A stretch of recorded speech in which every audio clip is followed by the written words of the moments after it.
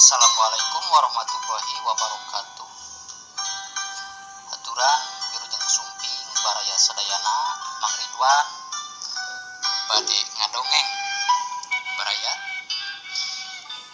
anu nyanak judul nyaeta Jurig Nagih Pati. Bagian kahiji anu dikarang ku Kang Rudi Yamsa.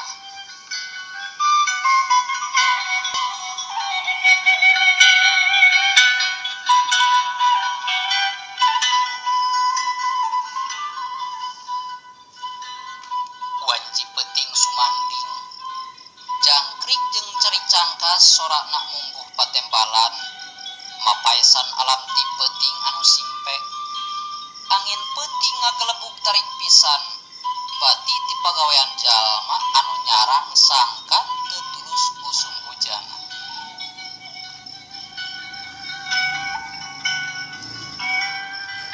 Juragan Somad katut ku hajah ati karek cerengkat ngobrol harita teh di rohangan tengah imah ngobrol jeung anak minantu Neng Lintang jeung Den Yudi kalawan loma naker dina ngobrolna teh.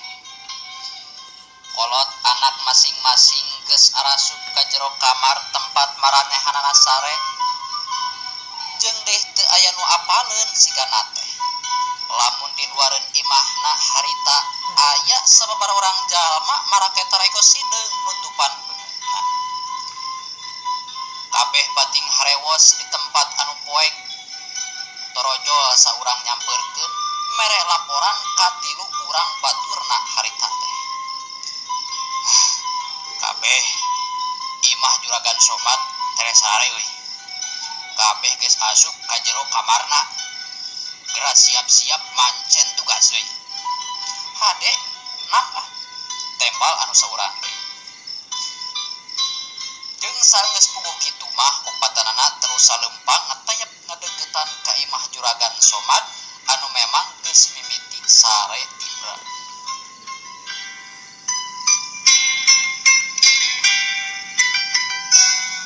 Urutrak panto hareup rujat kuncina dicokel ku salah saurang maling anu memang boga niat arek ngagarong ka eta imah Juragan Somad. Cenela kaca kamar oge harita beunang dibuka ku saurang deui engselna coplok. Celeng opatanana terus pating gara jeleng ka jero imah Juragan Somad meh bareng ngaliwatan panto hareup jeung janela kamar anu secara teu langsung geus ngagarwahkeun Den Yudi tina sarena. Cicing sia goblok.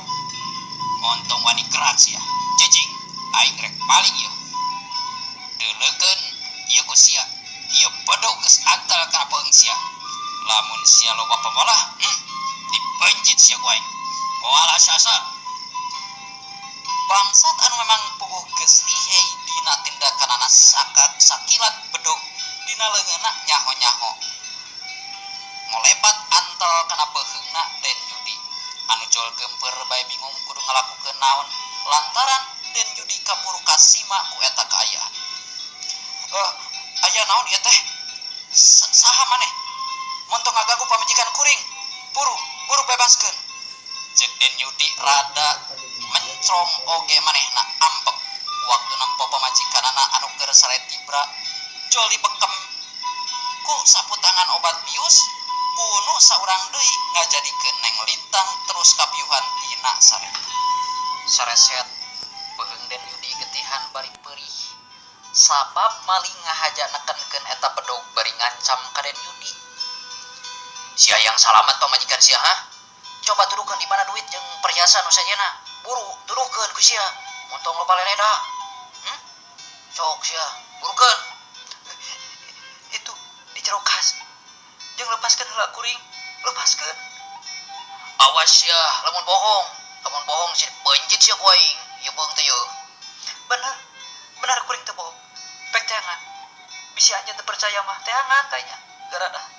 Tembal Den Yudi bangun anu pasrah ku eta kaayaan. Atuh eta 2 jalma maling teh gancang mariksa kas anu memang di jerona eta kas teh aya duitan sababaraha gepok 100 ribuan jeung emas dicepukan keneh harita teh dikerit kabeh teu nyesa ku eta dua jalma teh. Sedengkeun anu duaan deui harita maranehna jongjon ngabudalkeun eusi lomari sabab bisi aya keneh barang anu kaliwat cenah. Malah kadahareun-dahareun diparaok bari diharakan di dinya keneh mungguh taya kasieun lamun seug kapangih teh ku pribumi. Sabat keur kitu sarenteng di jero kamar aya nu datang horeng juragan Somad anu harita lilir tina sarena. Bari kaya nulungu keneh juragan Somad kadenge manehna cumarita waktu kabireungeun ku manehna harita aya bangsat di jero imahna. Ai dasar bangsa teu uyahan wani ngagarong ka imah aing.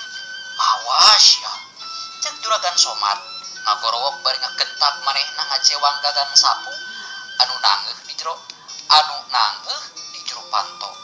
Maksudna arek tuluy dipake ngakebuk temong bangsat tapi orok kaya. Juragan Somad teh kayaan memang geus kolot hengker ku tanaga bari kayaan nulungu keneh ngajadikeun manehna kapiheulan babar teu nolih kana pibahayaeun. Sarenteng geberes juragan Somad anu arek ngahebatkeun gagang sapu kana tongong maling teh teu bisa labas gerakanana sabab beuteungna kaburu ditubles ku bedog musuh parat ambles tepi kana tongong. Juragan Somad tuluy ngagero mengesan nahan ka nyeri. Bungan sia loba tingkah. Jadi sia dipodaran ku aing. Geura deui. Kabeh kamarna sakalian. Anu buka imah parehan kabeh. Ngan diwalti si Litang anu ulah dipayan awas euy. Ceuk dulungan kitu cenah tah. Siap lah. Tembal baturna harita anu langsung ngakedik ka jero kamar. Dituturkeun ku baladna anu sejen. Anu harita langsung salah saurang nyebut bedog tina beuteung juragan Somad anu tuluy ngalumuk mandi getih. Bareng jeung kitu anu moal bedog rikat harita manehna nyabetkeun deui bedog kana tarang Bu Ati sabab Bu Ati kasampa geus suda tina sarena harita teh. Sarua kagareuwahkeun ku sora juragan Somad anu ngageruk nahan kanyeri di tengah imah.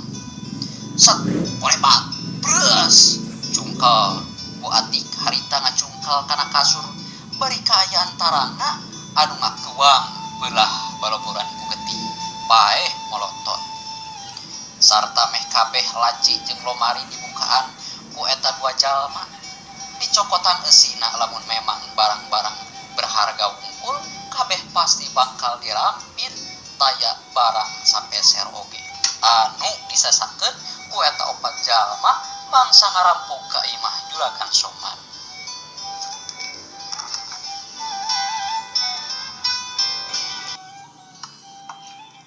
Kaasup nyawa anu boga imah meh kabeh dibinasa ku eta opat jalma.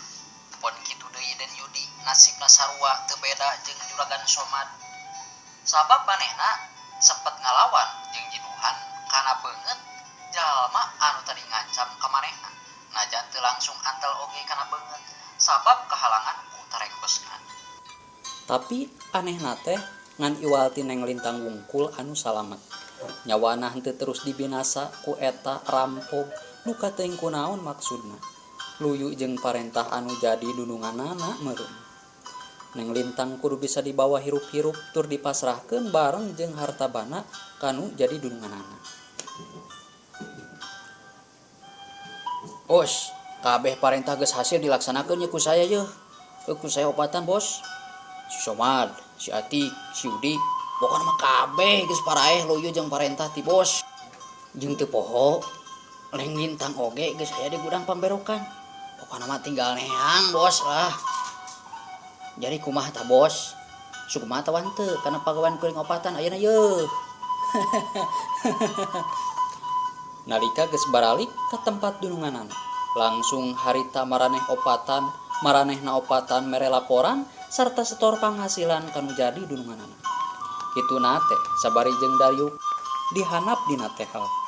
Sedengkeun anu jadi dununganana mah Harita teh keur diuk bari ngabaheukay we dina kursi sudut. Tingkahna asa pangrajana wae. Nya tangtu dewek ayeuna kacida sugemana euy Komar. Maraneh kabeh opatan tetela. Bisa pisan diandalkeun ku dewek euy. Pokona mah alus lah, good. Jawab dununganana bari anger ngelepus udud. Si Komar kadenge harita ngomong deui, syukur atuh bos hari sugema mah kuring ge jadi atoh ieu. Pagawean kuring opatan tetela masih keneh bisa kapake gitu ku si bos. Nya. Nama hayeuna mah anteur dewek. Kagudang euy. Dewek hayang buru-buru ningali nah hasil lintang teh. Ayeuna masih keneh geulis kitu atawa henteu. Jeung geus sataun leuwih dewek sigana. Hayang patepung ieu. Ayeuna diberi kesempatan kakarek erek ayeuna rek panggih deui jeung si lintang teh euy. Tah kulantaran kitu hayulah ayeuna mah anteur dewek. Siap lah bos, siap hayu. Kabeh haripeu. Tapi bos, bari mawa arah atuh bos. Ka gudangna make apply lah pokona mah anjir. Aslina pokona mah. Sia mah. Apa wae kan kitu mah euy. Heug lah. Geus puguh kitu mah, 5 anana tuluy lalempangan muru ka gudang pangberokan. Pikeun mariksa kaayaan Neng Lintang anu masih keneh kapayahan teu inget di bumi alam. Widih, nyaan, kulis wae si Lintang teh euy. Komo bari pareum kitu mah, panonna aduh, amboy. Jadi asa hayang kumaha gitu dewek mah euy. Apal keneh moal gitu ka dewek nya. Iya dewek si Dahlan anu kungsi ditinggalkeun kawin tah kumanehna. Ulah ngajar teh. Dewek baheula tinggalkeun kawin kumanehna euy. Bet asa piraku we. Make jeung pohon deui ka dewek. Dewek ayeuna kacida ngarasa sugemana euy. Sabab si Lintang ayeuna baris kapimilik deui ku dewek tah sigana. Moal ka mana pokona mah ayeuna lihatkan ku dewek tah si Lintang teh. Harta benana ongkoh tapi milik kabeh ku dewek anu kolotna. Kolot jeung dulurna modal tak kabeh ku aing puas ya kurang ajar pokona mah. Sertifikat imahna oge bisa kapimilik deh ku dewek geuy. Dahlan kuat kumetap bibirna waktu nempok badan Neng Lintang anu sakitu kopelna teh. Dibaregod kana tihang ditalian ku tamang gede sapageuna.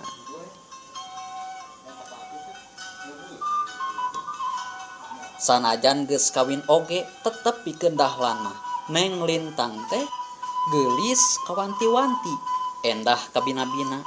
Taya gantina pikeun Dahlan mah neangan deui awewe anu sejena.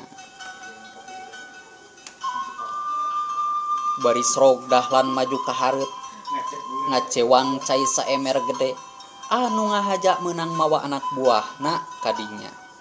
Bur cai saemer gede tuluy dibanyurkeun ku Dahlan kana badan Neng Lintang mimiti tina sirahna anu dibungkus ku tiung sarta badana anu katutupan ku pakean anu buni tembong rancucut. Lebah dieu pisan mimiti Dahlan ngalakukeun tindakan nyiksa lahir jeung batina Neng Lintang taya ras-rasan. Bari Neng Lintang sorangan can apaleun yen kulawarga na kabeh binasa ku anak buahna Dahlan. Sabab Neng Lintang lila kapiuhan. Sarta saterusna nalika Neng Lintang sadar tina kapiuhanana, rasa-rasa awakna bet gejed hese digerakeun suku jeung leungeunna sabab dibaregod tea ku tambang anu gede dihijikeun reujeng tihang. Turu mungguhing jalan hirup manusia mah aya nu ngaturna. Aya kalana musibah teh terus-terusan taya kendatna.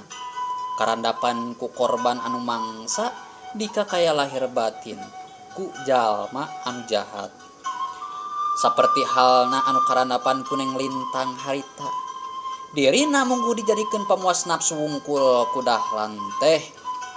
Dikilir kulimaan meh unggal poe di belaem-belaem ngajadikeun Neng Lintang oge depresi leuwih-leuwih jadi leungit kasadarana atawa gangguan jiwa.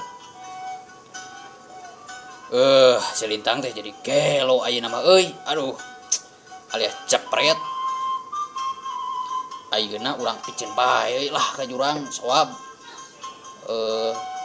Geus eueuh pulmunana atuh. Bodaran we lah si Lintang teh. Memang eueuh anu dipiharap deui ayeuna mah euy. Tah, itu kumaha cek mareh? Kalah siap lah, bos. Pokoknya mah kumaha bos lah. Dina hiji poe, dahlan marentah ka sakabeh anak-anak buahna pikeun terus micen Lintang ka Jungkrang. Jeung memang jalma kabeh geus eueuh ras-rasan di titah kitu teh henteu talangke kabeh gancang nurut kana parentah anu jadi dununganana. Neng Lintang anu memang geus ilang akal sehatna nurut bae deui nalika diolo teh ku eta opat anak buah dahlan. Peting-peting acan harita teh Neng Lintang terus dibawa init ka eta opat jalma kana mobil muru ka sisi leuweung anu memang deket ka Jungkrang sarta disisieun jalan rajeg ku tatangkalan manigerde tur kerep naker meh satungtung deuleu.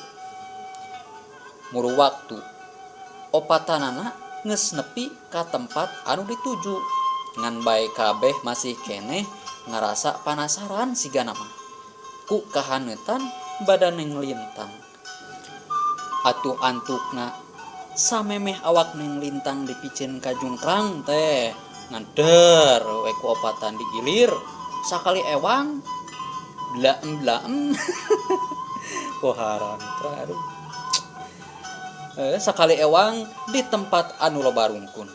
Terus sanggeus kabeh ngarasa puas mah Neng Lintang anu teu make lamak salamar teh langsung digarotong ku opatan. Tuluy digubrageun ka Jungkrang anu memang dihanap eta Jungkrang teh anu sakitu jerona tur nang tawingna loba batu galede jeung marencos tembong awak Neng Lintang ngalayang ka handap. Siut. Suara Neng Lintang anu panungtungan kadenge harita teh ngajerit-tarik. Marengan awakna anu terus nyuruh ka handap sarta ngan sakerejep awak Neng Lintang kiwari kapanggang nyampai dina luhur dahan anu mencos. Neng Lintang harita paeh molotot. Bodar si Lintang. Sedengkeun kayaan di luhur Jungkrang kadenge harita opatan sareuri iblis. Dumeh ngarasa pagaweana teu weleh lancar taya gangguan naon-naon mangsa mancen gawe tinu jadi dununganana. Laju ninggalkeun eta tempat bari anger we seureuseurean Sukabunga. Sedengkeun wanci terus ngagayuh ka tengah peuting. Sora sato-sato peuting patemalan kayaning cihcir jangkrik ciang-ciang jeung cari cangkas. Malah hawar-hawar kadenge sora anjing anu babaung. Angin ngakelebug nebakana tatangkalan dahana pating arulang. Sedengkeun kaayaan dihanap bareng jeung pating laleosna eta opat urang jalma. Temong harita aya haseup ipis maju lalaunan ngadeukeutan ka pelebah sirah layona Neng Lintang sarta langsung sumanding kana ragana Neng Lintang anu ngadadak hirup deui. Purileng pano Neng Lintang ka temong tinggal hihideungna wungkul mencorong bari hurung mungguh mata pikasieun keur jalma anu borangan tur nempo kana eta kaayaan. Seot teng kalayang pada Neng Lintang anu kapanggang harita tuluy lesot sarta langsung ngapelesat deui ka luhur terus pancuh nangtung di luhureun bibir Jungkrang. Bari dina kaayaan dua sukuna anu geus teu napak deui kana luhur taneuh ngangkrong dua sukuna di luhur. sarta kaayaan jasad Neng Lintang anu kiwari geus teu utuh deui jeung hirup deui teh tembong ngageleuyeung maju lalaunan ninggalkeun eta patempatan tuluy marakayangan jadi sundel bolong anu tangtu bae baris nebarkeun hawa dendam ka jalma-jalma anu memang geus nyilakakeun ka manehna jeung kulawargana. Kalawan dibarengan ku sorat serina anu nyikik jasad Neng Lintang anu geus kaancikan ku arwah kapanasaran harita tuluy anjog ka hiji pilemuran guna pikeun nyingsieun jeung ngaganggu ka jalma-jalma loba. Cangelek jasad Neng Lintang anu kiwari jadi sundel bolong atawa kunti kiwari ngacirim deui jadi ciri manusia anu geulis rupa pikeun ngalejokeun hate manusia anu memang gampang naker dibobodo tenyo jeung kagoda rupa. Badan sakujur teu katutupan ku kain sahelai ngajanteng di sisi jalan nganti manusia anu memang arek dijadikeun korban khususna keur kaum lalaki. Heuleuh mitra sadayana waktosna kabujeng saep. Aduh capek oge ya Mang Ridwan. Insyaallah dina sanes waktos atau nabi dina dinten enjing gitu urang garap deui nya ieu dongeng anu judulna nyaeta Jurig Nagih Pati karangan Kang Rudiansah anu didongengkeun ku Mang Ridwan. Mudah-mudahan jadi pangbeberah manah gitu tanya panghibur kalbu tong hilap oge ye baraya sadayana subscribe pokok namanya subscribe di channel Dongeng Sunda Mang Ridwan. Hatur nuhun. Assalamualaikum warahmatullahi wabarakatuh. Cag